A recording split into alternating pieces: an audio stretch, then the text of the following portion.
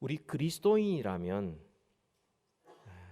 우리가 섬기는 하나님은 완전하신 분인 것을 믿습니다. 그 하나님의 완전하심은 성품도 완전하시고 선하심과 거룩하심이 완전하시죠. 또한 하나님의 뜻과 목적도 완전하시고 또한 하나님의 행하심도 완전한 것을 우리는 분명히 믿습니다. 우리 하나님은 결코 실수하지 아니하시고 하나님이 행하시는 그 일에 결코 후회함이 없으십니다. 우리 하나님은 완전하신 하나님이십니다. 그런데 그 하나님을 아버지로 모시고 살아가는 우리들은 종종 방황하고 또 잘못할 때가 있습니다. 우리가 아프고 우리가 문제를 만나고 우리가 고통 속에 있을 때 우리는 종종 그 하나님의 완전하심을 우리가 의심하게 됩니다. 하나님은 혹시 나를 잊으신 것은 아닌가? 하나님은 나를 더 이상 관심을 기울이지 않고 나를 버리신 것은 아닌가 하는 그런 생각을 우리가 할 때가 있고요. 그 틈을 따서 우리의 원수 사탄이 우리 곁에 와서 하나님이 너한테 좀 관심이 없어진 것 같아 라고 달콤하게 속삭이면 우리는 흔들리기 시작을 합니다. 하나님도 실수할 수 있지. 하나님도 하다 보면은 실수할 수 있지 않겠어? 지금 너의 행편은 하나님이 원하는 대로 되지 않고 지금 실수하고 계신 거야 라는 거짓말을 우리에게 자꾸 생각나게 해서 우리로 하여금 하나님과 우리 사이에 거리감을 생기게 만들 때가 있습니다. 오늘 이 말씀을 통하여서 우리가 새로운 통찰력을 가지고 하나님의 자녀답게 살아갈 수 있는 새 힘을 얻는 귀한 하나님의 말씀을 받으시기를 바랍니다. 오늘 본문이 이사야 62장인데요. 이스라엘 백성들이 똑같은 생각을 가지고 있었습니다. 그들이 하나님으로부터 버림받은 것 같은 상황에 빠졌고요. 또 포로로 잡혀가서 이제 그들 가운데 비참한 생활을 하고 있습니다. 그들의 심령은 이사야 시편 137편 1절에 그들의 형편을 우리가 이렇게 조금이나마 우리가 느낄 수 있는 것은 우리가 바벨론의 여러 강변에 거기 앉아서 시온을 기억하며 울었도다. 고향을 떠나는 것도 서럽고 돌아갈 수 없는 것도 서럽고 무너진 예루살렘, 무너진 시온산, 그러니까 갈 수 있는 것은 바벨론 강가밖에 없고 거기 앉아서 슬퍼하며 울었더라. 그 울음이 여러분 어떤 울음이었겠습니까? 그냥 눈물 훔쳐다가 벌떡 일어나는 그런 울음이었겠습니까? 아니면 통곡이었겠습니까? 아마도 정말 가슴이 찢어지고 눈물이 마를 새 없는 그 눈물을 삼키는 그런 울음이었을 것입니다. 그들은 생각하기를 하나님은 우리를 버렸을 것이다. 하나님은 우리를 더 이상 기억하지 아니하시고 잊었을 것이다. 그들을 향하여 하나님이 하신 말씀이 있지요. 이사야 49장에 보시면은 주님이 이렇게 분명히 대답하십니다. 이사야 49장 14절에 보면 오직 시온이 이르기를 여호와께서 나를 버리시며 주께서 나를 잊으셨다 하였거니와. 상황을 보니까 너무 힘들고 괴롭고 하나님이 우리를 버리시고 우리를 잊으셨다. 너희들이 그렇게 생각하고 말하고 있지만 그러나 하나님은 이사야 49장 15, 16절에 이렇게 말씀을 합니다. 여인이 어찌 그 젖먹는 자식을 잃겠으며 여자가 자기 태에서 난 아들을 긍휼히 여기지 아니하겠느냐? 그들은 혹시 잊을지라도 나는 너를 잊지 아니할 것이라. 내가 너를 내 손바닥에 새겼고 너의 성벽이 항상 내 앞에 있나니. 하나님이 결코 잊지 아니하신다는 겁니다. 하나님은 그 눈앞에 항상 보고 계시고, 부모는 나를 잊을지언정 우리 하나님 아버지는 결코 우리를 버리지 아니하시고 잊지 아니하신다. 손바닥에 새길 정도로 하나님은 항상 기억하고 계신다 말씀하셨습니다. 근데 오늘 본문에 오면은 오늘 본문 내용은 그런 겁니다. 하나님께서 자기 백성을 기억하는 정도가 아니라는 거죠. 그 이상이라는 것입니다. 어떻습니까? 1절에 보면은 잠잠하지 아니하며 쉬지 아니할 것이라. 여러분, 잠잠하지 않다는 것은 그냥 가만히 지켜보는 그 정도가 아니죠. 간절하고 절박하고 쉬지 아니한다는 것은 열심으로 일을 하고 있다는 것입니다. 우리 하나님께서 지금 잊지 않고 기억하는 정도가 아니라 뭔가를 지금 열심히 행하고 있다는 겁니다. 2절부터 5절까지에도 그렇습니다. 계속되는 반응이 뭐냐면 너희들이 볼 것이다. 너희들은 될 것이다. 너희들은 이렇게 불려질 것이다. 너희들은 반드시 이렇게 될 것이다. 주님께서 지금 뭔가 열심을 가지고 쉬지 아니하시고 잠잠치 아니하시고 열심히 지금 일하고 계신다는 것입니다. 그래서 오늘 우리가 살펴볼 이 본문 말씀을 통하여서 우리가 살펴볼 내용은 두 가지입니다. 첫 번째로 이 하나님의 열심이 누구를 향하느냐 하는 것입니다. 누구를 향합니까? 예루살렘과 시온을 향하고 있습니다. 우리가 첫 번째로 살펴볼 것은 하나님의 열심이 예루살렘과 시온을 향하고 있는데 그 예루살렘과 시온이 어떤 의미냐? 두 번째로는 이 하나님의 열심으로 말미암아 일하고 계시는, 결국 하나님께서 최종적으로 원하시는 최종 목적지가 어디냐? 어떤 상태냐?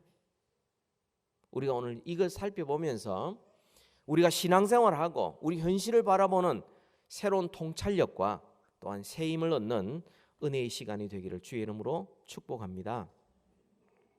그 첫 번째로는요, 하나님께서 지금 예루살렘과 시온을 위하여 열심을 내시고 쉬지 않고 잠잠치 아니하고 지금 일하고 계시는데 그 예루살렘과 시온이 어떤 의미냐? 여러분, 예루살렘과 시온은 구약 성경의 핵심 내용입니다. 하나님께서 예루살렘과 시온을 얼마나 중요하게 생각했던지 예루살렘이 아닌 베델과 단에 제단을 쌓고 거기에 예배하는 북이스라엘을 우상 숭배하는 나라로 하나님이 취급하셨습니다. 반드시 하나님의 백성들은 반드시 예루살렘에 모이고 시온에서 주님을 만나고, 얼마나 예루살렘과 시온을 주님께서 중요하게 생각하는지 모릅니다. 뿐만 아니라 이 예루살렘과 시온은 이사야서 전체를 한 권으로 묶어주는 중심 주제입니다. 1장부터 66장까지가 예루살렘과 시온이란 이 핵심 이 사상을 가지고 이사야서 전체가 연결되는데, 제가 왜 이렇게 말씀드리냐면 많은 학자들 가운데 이사야서는 한 권이 아니라 두 권이다. 39권 40장부터 66장까지 그러면서 두 권이다, 혹은 세 권이다, 네 권이다, 뭐 그 이상이다 이렇게 이야기하는 사람이 있습니다만, 사실상 이사야서는 예루살렘과 시온이란 그 주제로 한 책으로 쭉 연결되어져 있습니다. 그거로 끝나는 것이 아니라 이것이 어떤 주제로 되느냐 하면 예루살렘에 하나님의 백성들이 범죄하고 하나님의 심판을 받아 예루살렘이 멸망하고 시온산에서 수치를 당합니다만, 그러나 하나님께서는 그대로 두지 아니하시고 하나님은 이스라엘뿐만 아니라 모든 이방 나라의 모든 백성들을 다 불러 모아서 하나님을 예배하는 시온의 영광을 회복할 것이라는 적으로 점진적으로 하나님의 구원의 역사를 이루어가는 것이 이사야서 전체의 주제인 것입니다. 한마디로 말하면 예루살렘과 시온은 오늘날 지금 저 예루살렘과 시온을 가리키는 것이 결코 아닙니다. 그리고 유대인들이 생각하는 한 특정한 장소만 가리키는 것이 아닙니다. 이사야서 전체에서 말씀하고 있는 예루살렘과 시온은 온 세상의 중심이요 우주의 중심으로 말씀하고 있습니다. 성경을 제가 소개해드리면 이렇습니다. 이사야서 2장 2절에 보면은 마지막 날 말일에 여호와의 전의 산 시온입니다. 모든 산 꼭대기에 굳게 설 것이요 만방이 그리로 모여들 것이라. 시온을 말하면서 그게 유대인뿐만 아니라 이방인들이 모여오는데 그들이 하나님을 올바로 아는 신앙으로 모여들게 될 것이다 말씀하고 있고요. 이사야서 18장 7절에 보면 이렇게 말씀합니다. 그때에 강들이 흘러 나누인 나라에 창대하고 준수한 백성 곧 시초부터 두려움이 되며 강성하여 대적을 밟는 백성이 만군의 여호와께 드릴 예물을 가지고 만군의 여호와의 이름을 두신 곳 시온산에 이르리라. 여러분, 강들이 흘러 나누인 나라, 이게 지금 어떤 묘사냐 하면 에덴 동산에서 강들이 나누인 바로 그것을 이야기하고 있는 것입니다. 세상 모든 민족이 우상과 죄악을 버리고 하나님을 제대로 알고 하나님을 예배하게 될 것이다. 이게 바로 예루살렘이고 시온이다. 그렇게 말씀합니다. 다시 말하면 예루살렘과 시온은 유대인들만 위한 것이 아니라 이것은 모든 민족을 위한 것이고 이것이 바로 새 에덴이고 새 이스라엘이고 새 예루살렘이다. 그렇게 말씀을 합니다. 우리 성경 한번 찾아봅시다. 너무 안 찾아도 잠이 오니까요. 이사야서 19장을 우리 한번 찾아봅시다. 19장 19절.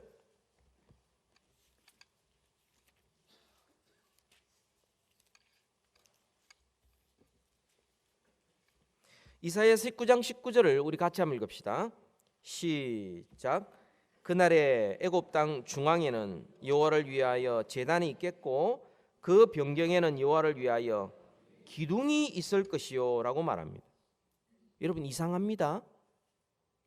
하나님의 성전은 흔히 생각하기를 구약시대 때는 예루살렘에만 있어야 된다고 생각을 합니다.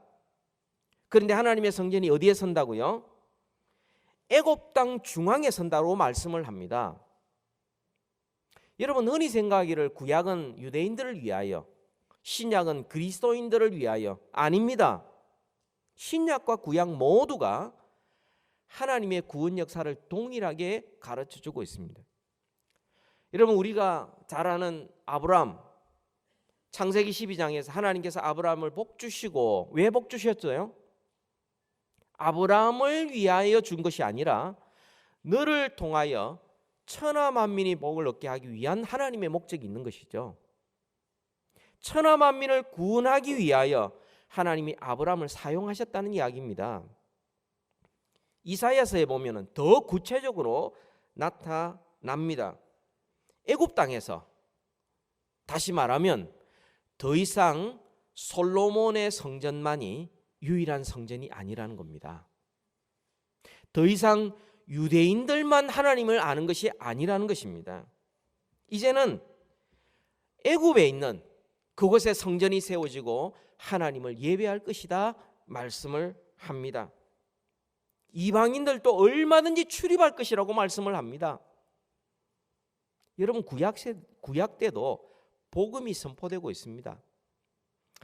또 한번 보십시다. 이사야 19장 그대로 읽어가지고 23절 제가 23절 읽을 테니까 24절 여러분 읽으시고 다 같이 25절 읽읍시다. 시작. 그날에 애굽에서 아수르로 통하는 대로가 있어 아수르 사람은 애굽으로 가겠고 애굽 사람은 아수르로 갈 것이며 애굽 사람이 아수르 사람과 함께 경배하리라.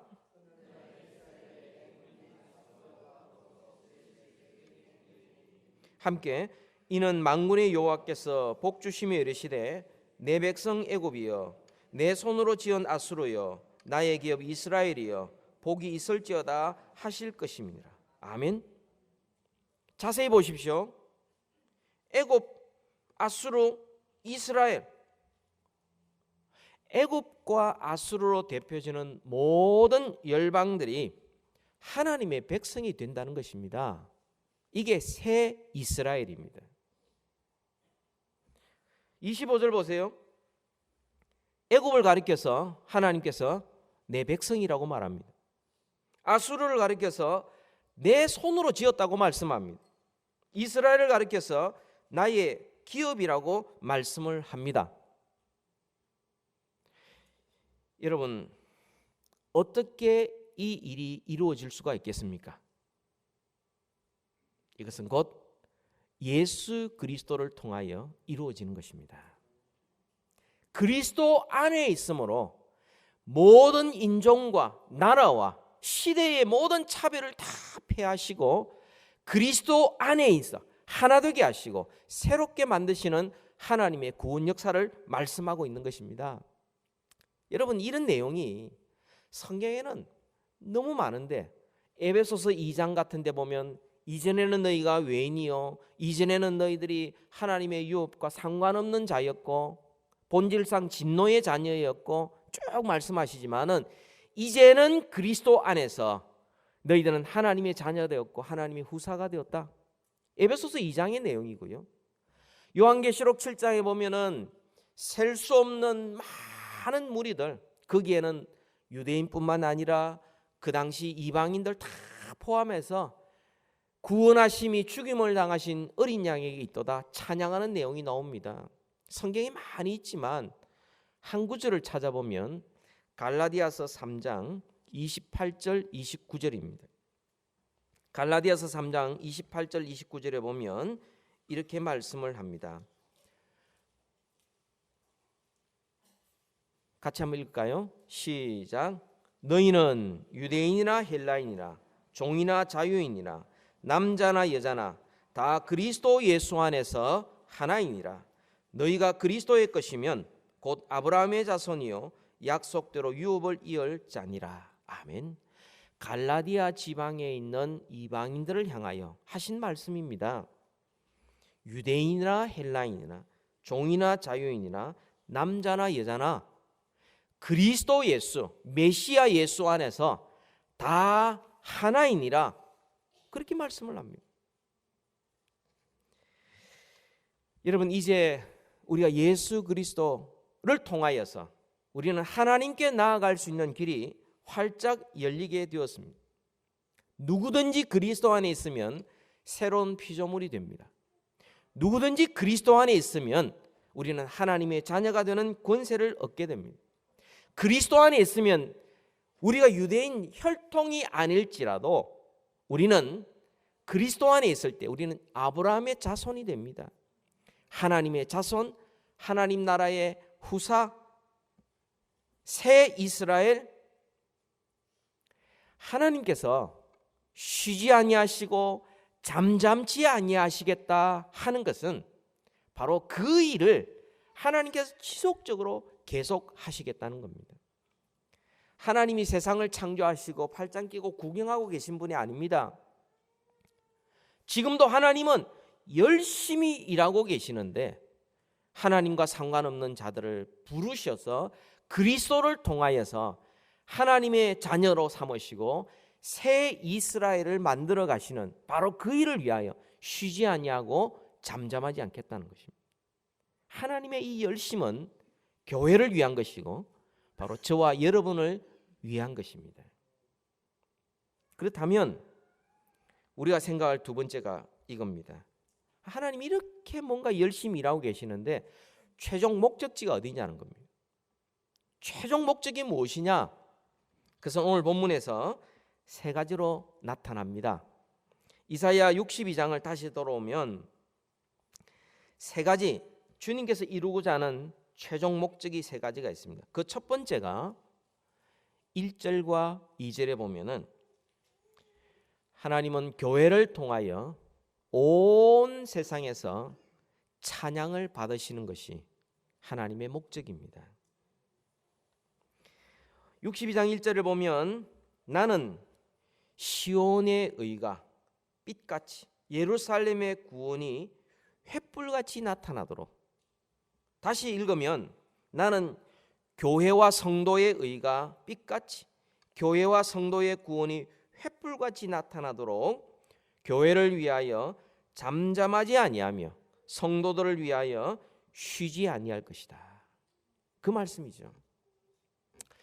여러분, 이 구원과 의, 이거는 분리가 되지 않습니다. 항상 같이 갑니다. 항상 구원과 의가 항상 같이 가는 장면이 61장, 지난주일 했던 61장 10절에도 나옵니다. 내가 61장 10절을 우리 같이 한번 읽읍시다. 시작.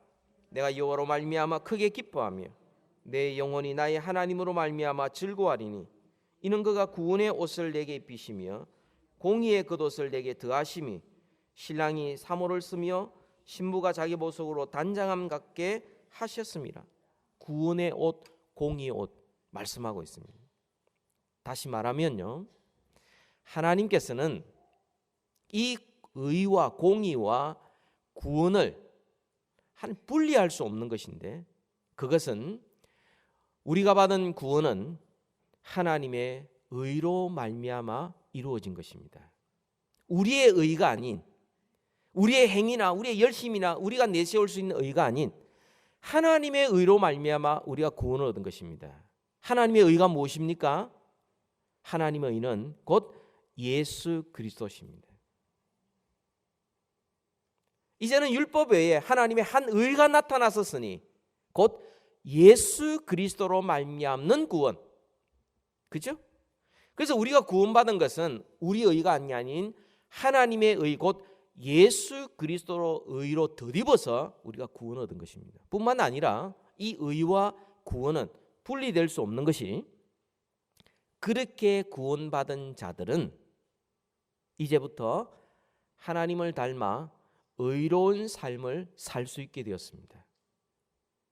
하나님의 의로 말미암아 구원받은 자, 이제는 하나님을 닮아 이제 의로운 삶을 살 수 있게 된 것입니다. 그래서 구원과 의를 분리할 수 없는 것입니다. 이것이 불처럼, 빛과 같이 횃불처럼 나타나도록, 이것이 62장 7절에 보면은 또 여호와께서 예루살렘을 세워 세상에서 찬송을 받게 하시기까지, 이게 최종적인 목적이에요. 온 세상으로부터 하나님이 찬상을 받으시고 영광을 받으시는, 이게 하나님께서 열심히 일하시는 목적이라는 것입니다. 누구를 통하여? 교회를 통하여. 이게요, 이사야서에 또 나옵니다. 이사야 43장을 한번 찾아볼까요? 오늘 성경을 좀 찾는데 43장 21절을 보십시오.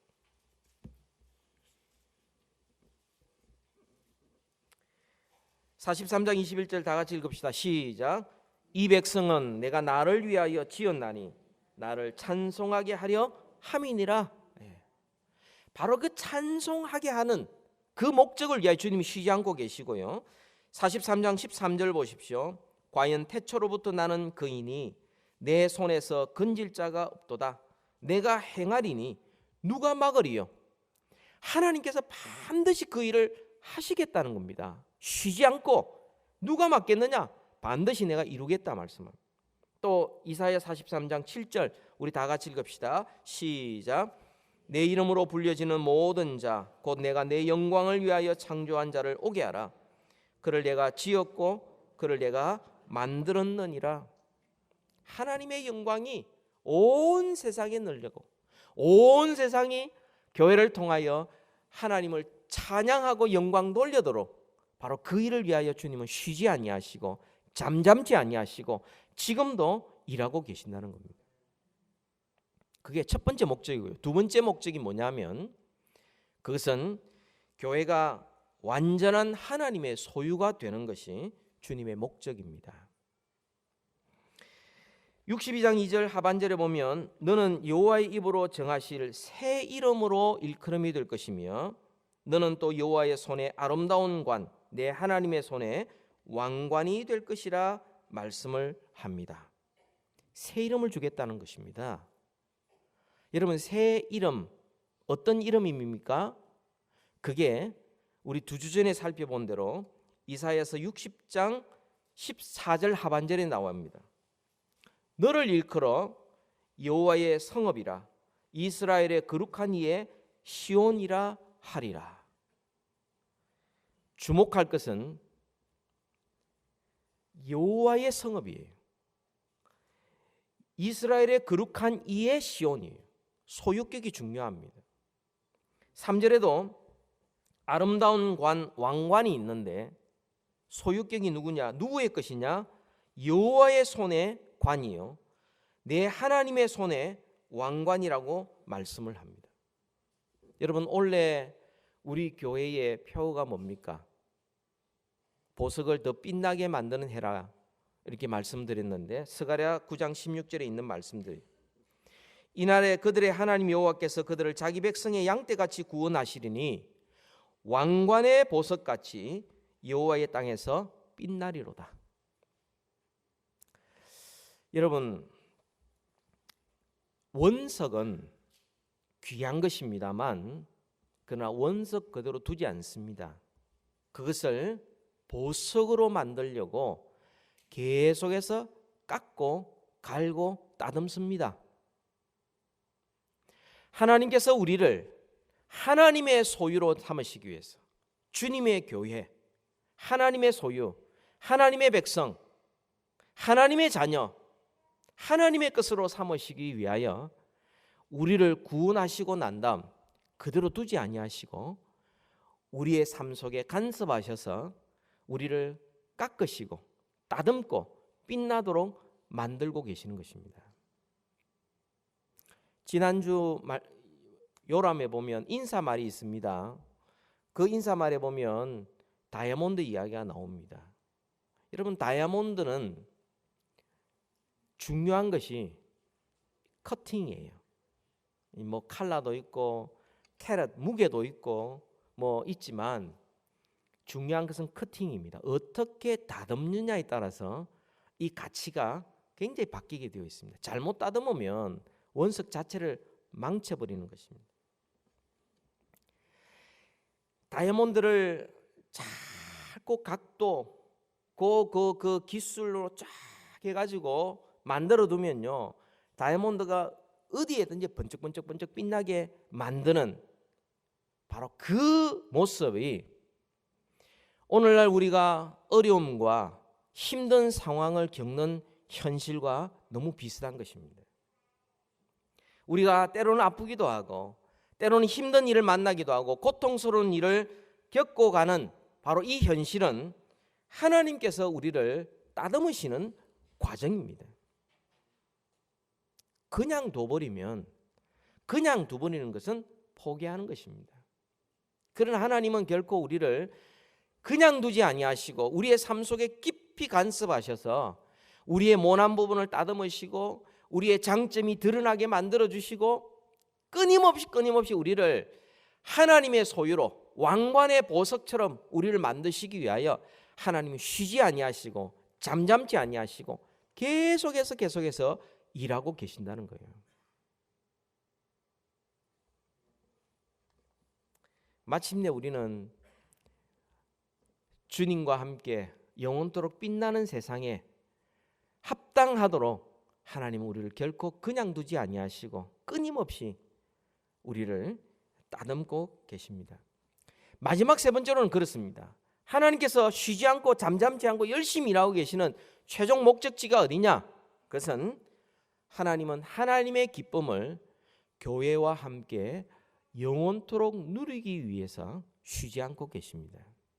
그게 바로 헵시바와 뷸라입니다. 여러분 4절을 보십시오.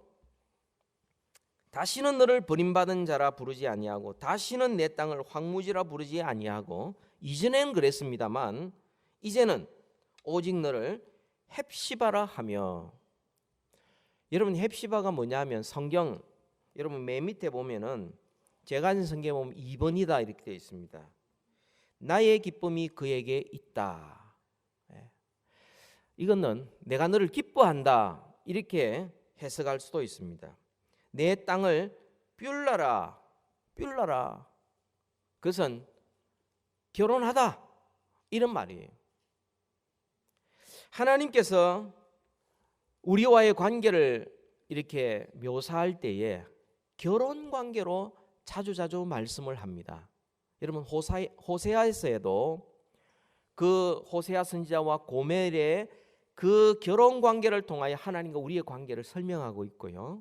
예레미야도 그렇고 에스겔도 있고, 특별히 요한계시록에서 하나님과 우리의 관계를 신랑과 신부가 결혼하는 관계로 그렇게 말씀하고 있습니다. 우리가 천국에 들어갈 때 그 모습은 마치 신랑과 신부가 어린 양의 혼인 잔치와 같고, 그리고 그곳에서 천국에서 주님과 함께 살아가는 것은 신랑과 신부가 온전히 연합하는 것과 같다. 그것이 바로 요한계시록의 설명이죠. 우리가 바로 그런 삶을 살 수 있도록 하나님께서 우리를 지금 쉬지 아니하고 빚어가고 계시다는 겁니다. 우리가 비전 라이프 가운데 마더 와이즈가 있습니다. 이번에 회복편이 있는데 바로 이 회복편이 내용이 바로 이겁니다. 헵시바와 뷸라로 만들어서, 그리고 5절에 있는 말씀 그대로 신랑이 신부를 기뻐함 같이 내 하나님이 너를 기뻐하시리라. 이런 내용을 공부를 해요. 하나님이 우리를 기뻐하신다.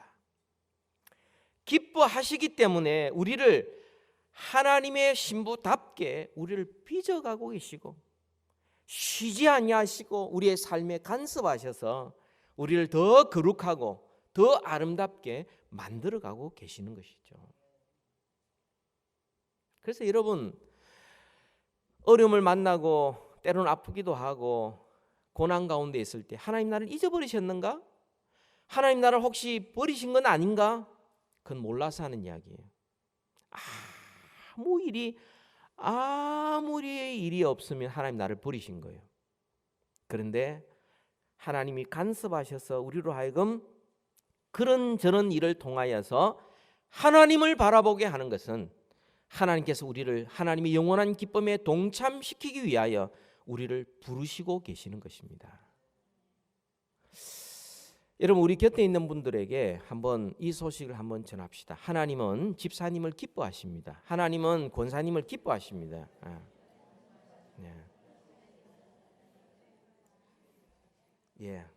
여러분 한번 눈을 감으시고요. 사랑하는 사람 앞에 딱 두시고, 그리고 입술에 한번 입꼬리를 한번 싹 올리시고 눈을 감으시고요. 저도 눈 감겠습니다.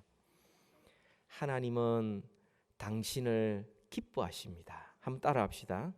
하나님은 당신을 기뻐하십니다. 눈을 뜨십시오. 여러분, 우리가 주님을 믿는 사람이라면, 또 아직은 주님을 모르지만 하나님께서 사랑하시는 사람이라면 하나님께서 당신을 기뻐하시고, 그래서 신부로 삼으시고 영원토록 주님과 함께 그 기쁨을 누리도록 만드시기 위하여 주님은 잠잠치 아니하시고 쉬지 않으신다는 것이죠. 여러분, 이런 것들을 우리가 천국에서만 누리는 것이 아니라 우리 이 땅에서 조금 맛볼 수가 있습니다. 신랑이 신부를 사랑하고 기뻐하는 것이 어떤 것인지, 신혼여행의 기쁨이 어떤 것인지 조금 맛볼 수 있는 것이 바로 이 땅의 교회 생활이에요. 하나님이 나를 얼마나 사랑한지 몰랐는데 예배를 통하여, 찬양을 통하여, 기도를 통하여 성도의 교제를 통하여 하나님이 결코 나를 잊지 아니하시고 나를 하나님의 신부로 만드시기 위하여 쉬지 아니하시고 잠잠지 아니하시고 이렇게 일하고 계시는구나 깨닫게 만드는 것, 이게 바로 교회인 것입니다.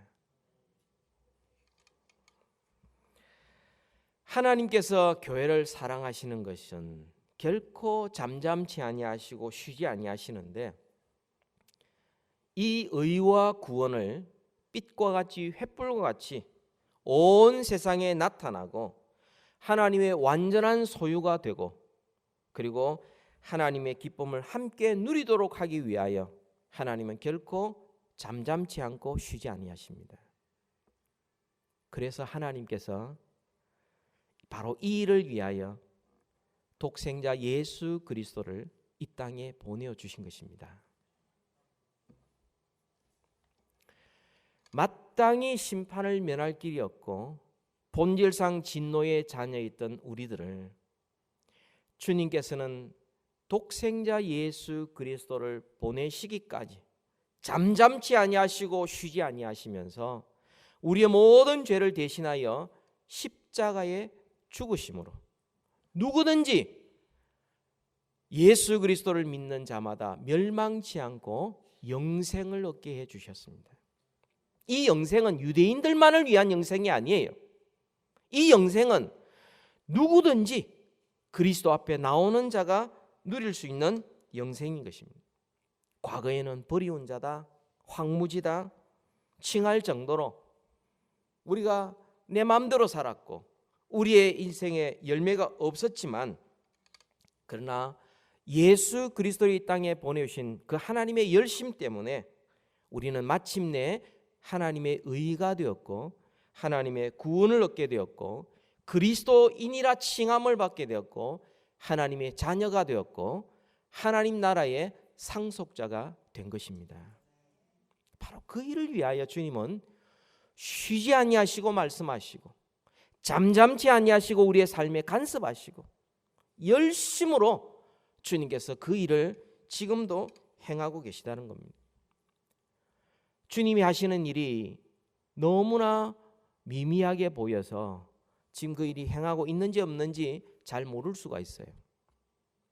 그러나 주님이 행하시는 일을 막을 수는 없습니다. 반드시 주님은 그 열매를 거두시게 될 것입니다.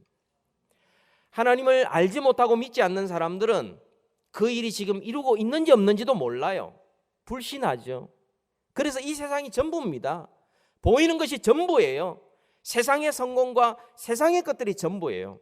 그러나 하나님을 믿는 자들은 이 세상이 전부가 아닌, 잠시 살아가는 이 세상이 전부가 아니로 이 땅에서는 우리가 영원한 하나님의 소유가 되고 하나님께 영광과 찬양을 돌려드리고 하나님과 기쁨을 누리기 위하여 이 땅에서 하나님께서 우리의 삶을 간섭하시고 빚어가시고 우리를 만들어 가신다는 사실을 알기에 우리는 낙심하지 아니하고 이 믿음 생활을 하고 있는 것입니다. 우리의 현실은 불투명하고 불확실하고 어둡더라도 우리는 결코 낙심하거나 포기하지 마시기 바랍니다. 현재는 어렵더라도 우리 하나님 아버지는 우리에게 반드시 좋은 결과를 안겨주실 것입니다. 두려워하지 말고 낙심하지 말고 믿음을 가지시기 바랍니다. 이 하나님의 약속을 붙들고 하나님께서 우리를 하나님의 자녀답게 아브라함의 자손답게 하늘나라의 시민답게 하늘나라의 상속자답게 우리를 빚어가시는 것 반드시 기억하시고 하나님 앞에 믿음으로 승리하는 우리 모두 되기를 주님의 이름으로 축복합니다. 우리 같이 한번 기도하십시다. 하나님 아버지, 우리에게 예수 그리스도를 믿게 하심을 감사합니다. 이제는 그리스도 안에서 새로운 피조물이 되었고 아브라함의 자손이 되었고 새 이스라엘이 되었고 하나님의 자녀가 되게 하여 주시니 감사합니다. 우리를 하나님의 소유 삼으시고 영원한 기쁨을 우리에게 허락하시고 하나님의 영광을 나타낼 자로 세워가시는 하나님의 열심을 이 시간 찬양합니다. 우리를 하나님의 뜻대로 빚어 주시옵소서. 예수님 이름으로 기도하옵나이다. 아멘.